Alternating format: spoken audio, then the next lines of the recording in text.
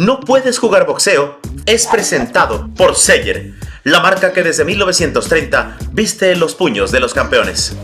Por The Aquino Destinations, destinos de ensueño. Dear Regis, it's always a pleasure. Thanks for taking the time. Yeah, no problem, bro. No problem. Finally, a huge opportunity. The vacant title of WBC against Chon Zepeda is going to be a war. Yeah, for sure. Yeah, definitely for sure. I'm super excited about it, man. I'm super excited to be getting, to fight for a world title again, and to become a two-time champion. That was my goal, and that's what I want to do. And hopefully everything goes great.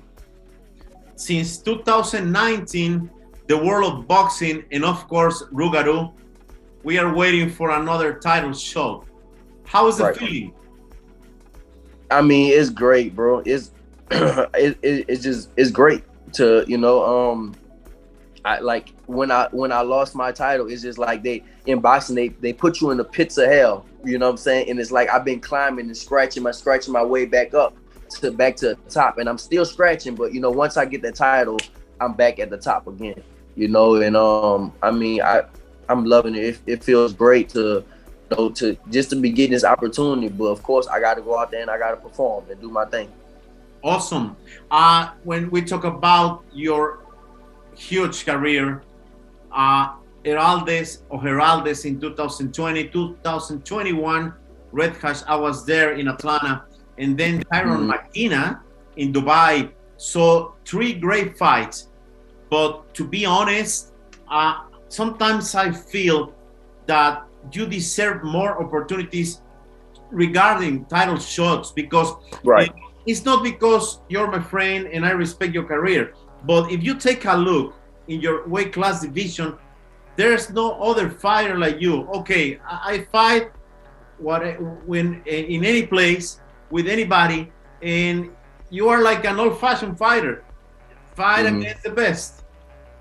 Right, exactly. Yeah, I mean, I'm just glad I'm getting a shot right now again. It's just been long enough since 2019. It's been long enough, so now it's just the time again. And it's just I'm just excited that I got the shot right now. But I feel like eventually it was gonna happen because I work hard every day. I train every day, no matter a training camp, no training camp. I train hard every day, and my last few fights, that's I just fight who they put in front of me. That's who they put in front of me. I fight them. I got them out. I knocked them out. I did what I was supposed to do, and so now I'm getting a shot again. So, I'm just, I'm just happy about that.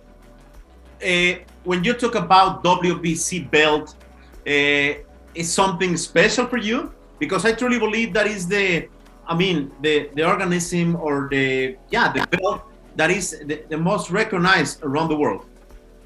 Yeah, for sure. Between, all of them have their own significance, but yeah, WBC, I held the WBC already. I held the WBC diamond belt. It's actually right here. Yeah. And just to get that again is just, I feel like it is one of the most recognizable belts, so just to get that again it's wonderful. It's a wonderful feeling. Definitely. When you heard about that Jose Carlos is not gonna fight against Chon, and it happens that you are in the list, how can you tell about that moment? Because you were waiting for a long time for this call, I suppose. Right. So I kind of knew it was gonna happen. To be honest, I kind of felt like it was gonna happen. But then once it happened, I was just super ecstatic about it. But I felt like it was gonna happen already. I did feel like it was gonna happen. So listen, my last fight in Dubai, before the fight, I go to train in LA. Most of the time, I do my first few weeks, I go train in LA and stuff like that. So, Zepeda trains out there too. And I ran to Zepeda. Me and him saw each other. And when I saw him at that moment, I felt like me and him was gonna fight next. And sure enough, that's what's happening. We are going to fight. I don't know if it's a New Orleans voodoo type of thing I got going on, but it's called intuition. And every time I have an intuition, it'll happen. And it just happens like that. Yeah. And it's funny because when you try to use, let's say, one door, sometimes it's not the door. Listen to this. You're going to fight against Chon Zepeda. God knows who's going to win. But if you win the fight, the opportunity to fight against Jose Carlos Ramirez at the end is gonna be there, but not in the Right. way that you are trying to use, because it's been a long time that you are calling Jose Carlos, hey, what happened, and now it looks like closer. Yeah, exactly. You know, so I mean, I feel like everything happened how it's supposed to happen. Everything is gonna happen just how it's supposed to happen, and you know, it all at the end of the day, everything always will work out. You know, for me, you know, something I would live by is that, you know, the harder I work, the luckier I get. You know, so for me, all I gotta do is just keep putting my work in the gym every single day, work, and guess what? Doors will start opening. Look, I mean, look what opened for me right now. You know, just from working, it just a door opened up, and you know, now it's happening. Definitely. How is the feeling to fight against Chon Zepeda? And I can describe Chon Zepeda like a true and real Mexican warrior. I mean, same thing like you said, man. True Mexican warrior. He has a lot of skills. He gets dropped and he gets back up and finishes the fight. I mean, true Mexican warrior, man. Super good. He's very talented. You know, left hand, big puncher. I mean, this is gonna be a exciting fight, not just for my division, but I think just for boxing in period. Definitely, because when we talk about, actually 2 days ago, I was having a conversation with Israel Vasquez. You know this guy, one of the legends of Mexico, right? And he told me, be careful with Rougarou because he's a special fighter. Because we did the play-by-play in Atlanta for Thriller at that point when you knocked him out Red Hash. Remember that it was crazy situation, right?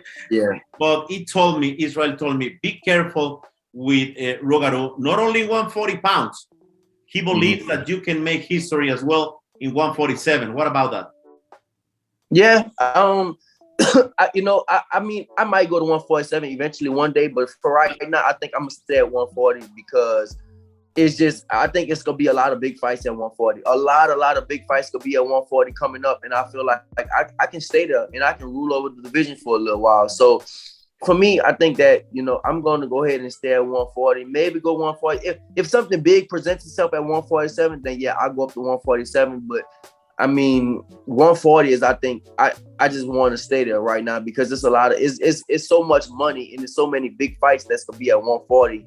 And yeah, I think I can stay at 140. Listen, I was thinking about going to 147 before because I thought I couldn't make the weight at 140 because, you know, 2 fights, I missed weight on 2 fights.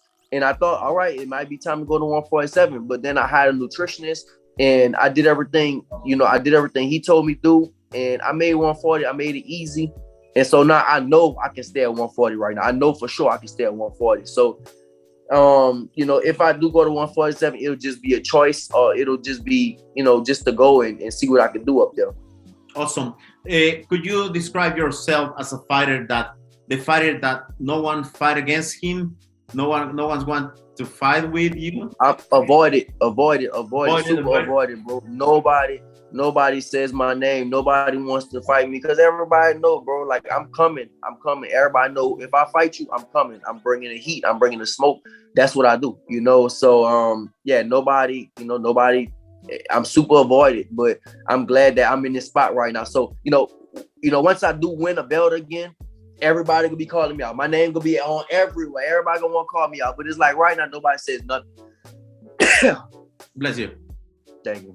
Yeah, I agree with you. And regarding this, and this is my personal opinion, I can see any option to have this rematch with Josh Taylor. I believe that Josh Taylor doesn't want to know nothing about you because that fight, it was a really close fight. I remember it was a divided, you know, like a majority, a draw, and I mean, yeah, you're right. It was a close fight. But listen, I'm a different fighter right now. I'm totally different. You know, I'm improved. I feel like I'm way more improved. Right, I'm way more advanced right now. You know, I'm only getting better. That's the thing. You know, so it was a close fight, and I still thought I'm not gonna say they robbed me. I won't say that, but I still thought I won the fight. It was a very close fight, but I still feel like I won the fight. But I'm past that now. But I feel like right now I'm just a I'm totally advanced as a fighter. I'm a different fighter. My skills are better and my mentality is different. So, you know, I definitely feel like, yeah, I do want that fight again one day, but you know, we'll see what happens, bro. We'll see. Yeah, definitely, because in this era of the 4 belts and undisputed, and you know, now the WBC is vacant, WBO as well, and the other 2 belts just Taylor have it. So this being said, is there any like a goal for you to be undisputed, or just little by little?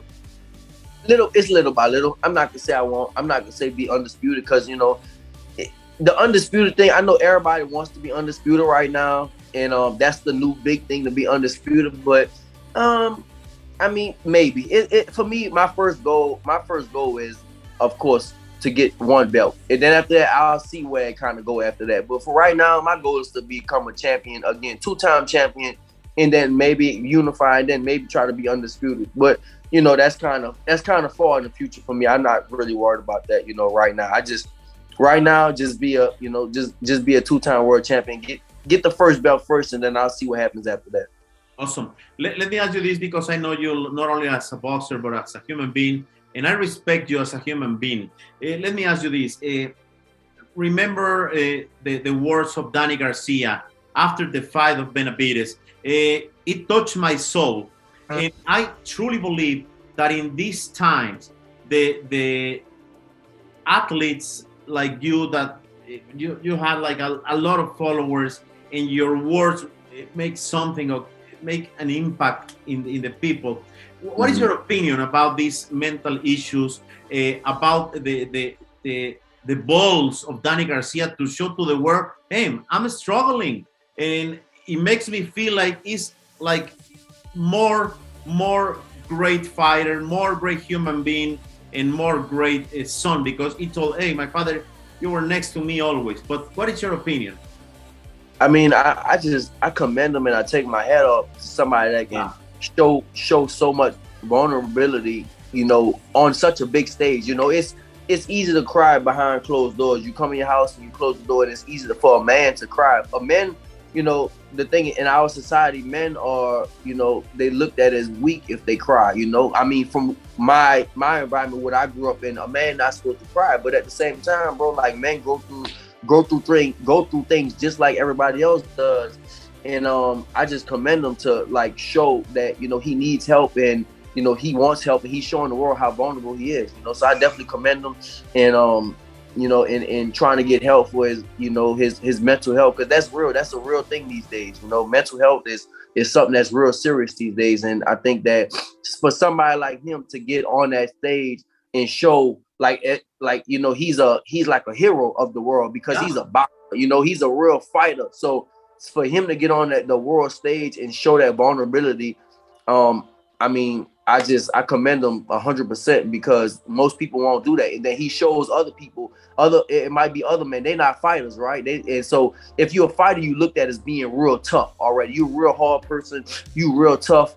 And he got on there and he showed that. So it really opens up the door for other people to get on the stage and, you know, and try to get their mental health checked also. Definitely. Now returning to the fight, let's do this exercise. Let me put it this way. You're gonna be the analyst of Regis Prograis against Chon Zepeda. You're not gonna be part of it. So how can you describe this fight as a boxing analyst, please? Perfect. So look, as a boxing analyst, this is a great fight. First off, not just for the division, but for boxing. Yeah. Why? This is why, right? Why is because, first off, the people, like both of the fighters, Regis Prograis and Jose Zepeda, are both southpaws, right? Both of them are warriors. Both of them have a chin, and both of them have big time power. Both of them have a lot of power. You know, Regis Prograis, he has, I think, an 80-something% knockout rate. Jose Zepeda has a high knockout rate. Both of them want to be a champion really bad. Regis Prograis was already a champion, and he really wants to be a 2-time champion. Jose Zepeda, he fought Ramirez for the belt. A lot of people thought Zepeda really won that belt, but he lost. So he wants to get that. He wants to get that chance again. And then third thing, we both share the same trainer. Regis Prograis and Zepeda, they share the same trainer. One of the same trainers. You know, so Julian, he said that he's gonna step out. He's gonna step out this fight. He's not gonna train either one of us. So, you know, all those things is kind of build up, and it builds to a big story. You know, it's a real big story. If whatever promoter takes the fight, if they promote this fight the right way, it'll be big. It'll definitely. There's no way this fight won't be big if the right promoter takes it the right way and builds the story around it. This will be a huge fight. I 100% agree with you. Let me ask you this, because so many people mentioned that you could be the Triple G in 140, but I said no, it's not the Triple G, it's the Rougarou. But what is your opinion about this? That people are mentioning that maybe you look like the best Triple G. Yeah, I'm my own self. Right now I'm working to become just better at my skills all around. Like, you know, I used to be more of a brawler, and I can take that brawling and that dog out anytime I want.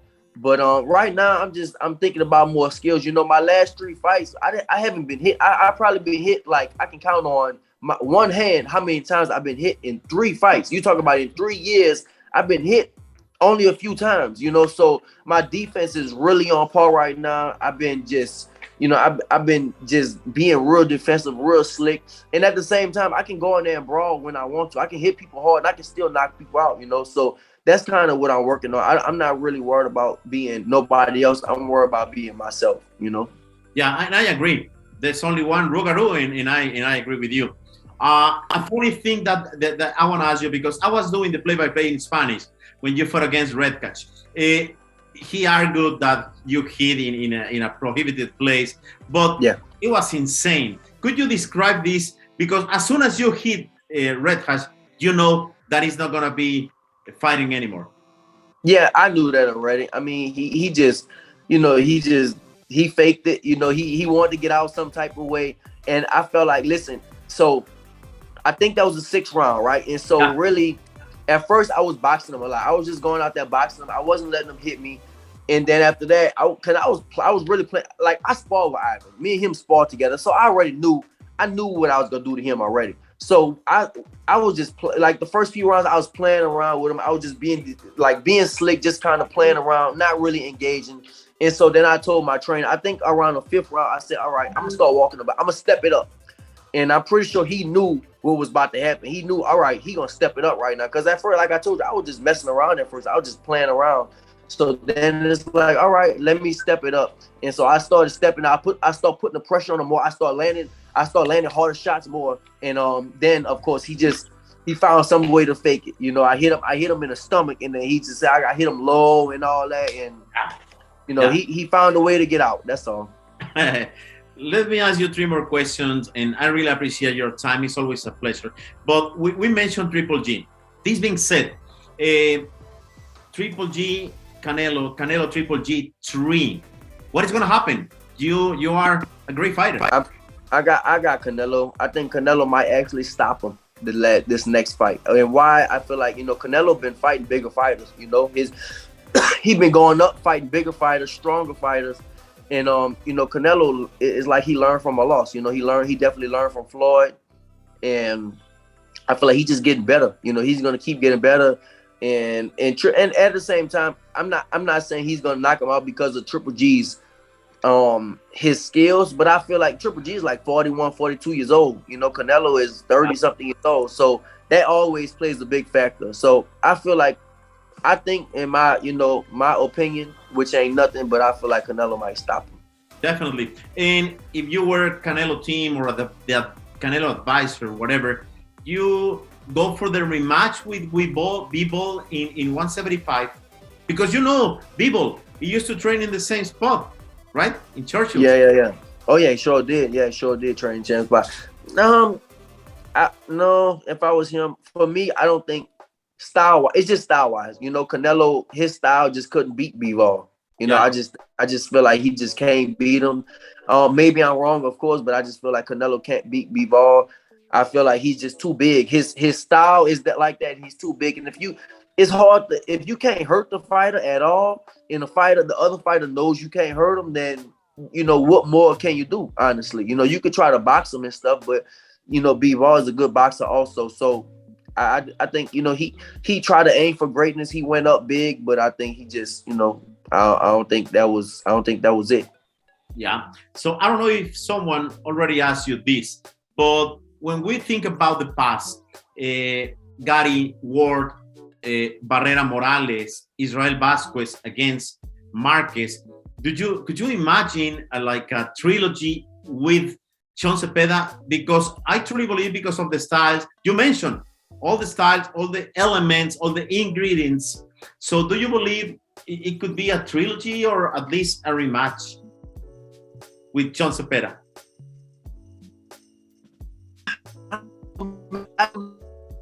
Honestly, I never look at it like that.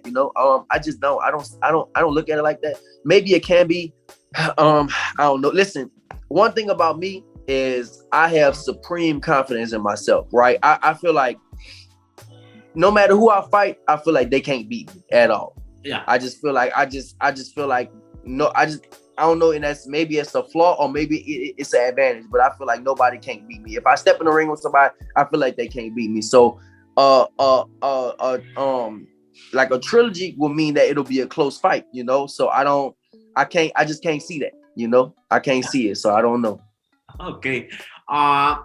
Finally, dear Rougarou, I don't know if you know this, but I'm a writer in the most important newspaper in Mexico, which is El Universal, and I mentioned you in some articles. And when I did some interviews with you, I just realized that you had already a lot of Mexican followers, and it surprised me, and I like at the same time, because the style, the soul of Rougarou is really appreciated with the Mexicans. So this being said, what can you tell to your Mexican fans? I thank y'all for the support. I mean, I feel like, listen, like I'm a fighter at heart. I'm a historian. I study the sport. I love the sport.